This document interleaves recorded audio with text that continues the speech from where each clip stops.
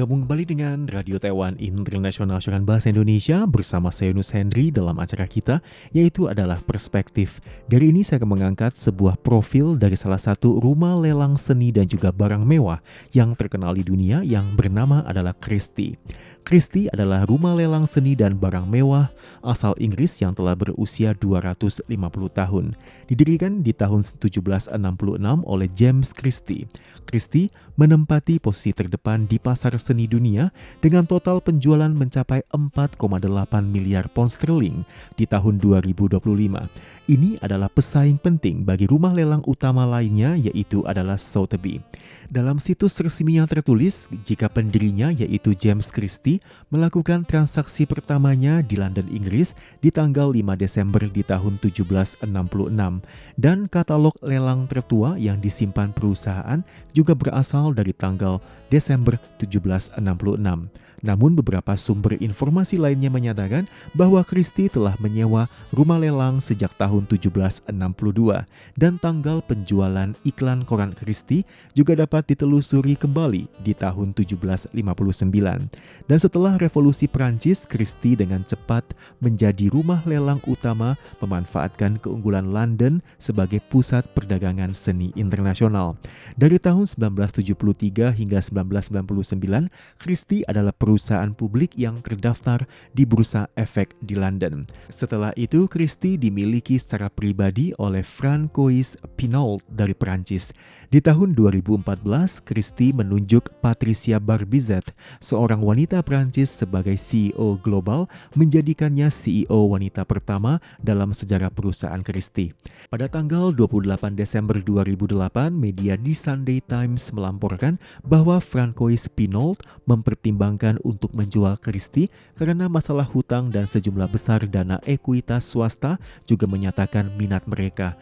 Pada bulan Januari di tahun 2009 dilaporkan bahwa Christie memiliki total 2.100 karyawan di seluruh dunia, tetapi karena penurunan pasar seni global, sejumlah karyawan dan konsultan perlu dirumahkan. Logo Christie di New York ternyata dibuat oleh Nancy Meyers sebagai latar eksterior dalam film Something Gotta Give, dan rumah lelang tersebut sangat menyukai logo ini, meminta tim produksi untuk meninggalkannya setelah syuting selesai. Di tanggal 9 April 2013, Christie menjadi perusahaan lelang seni internasional pertama yang memperoleh lisensi lelang di Tiongkok dan juga secara independen melakukan bisnis lelang.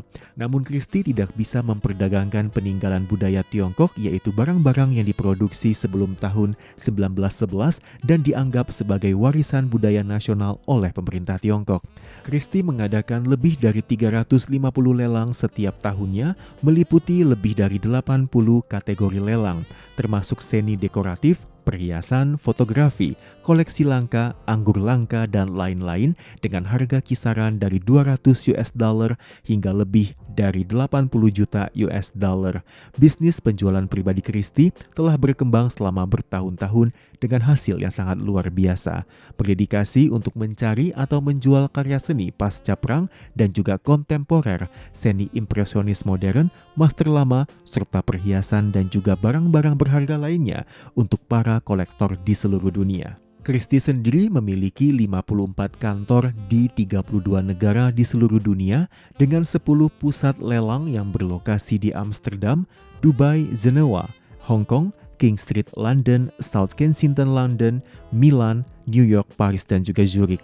Christie adalah pelopor dalam menjelajahi pasar-pasar baru, secara aktif memperluas bisnis di Rusia, Tiongkok, India, Uni Emirat Arab, dan telah berhasil menggelar banyak lelang dan juga pameran di kawasan Beijing, Mumbai, dan juga Dubai. Pada tahun 2000 terungkap skandal manipulasi harga komisi antara Christie dengan rumah lelang utama lainnya, yaitu Sotheby's. Mantan ketua Christie dan juga mantan ketua Sotheby's membuat perjanjian yang menetapkan bahwa komisi yang tidak dapat ditawar akan dikenakan kepada penjual, baik mereka yang datang ke Sotheby's ataupun Christie. Tetapi keduanya berhasil ditangkap dan salah satunya harus mendekam selama setahun di penjara.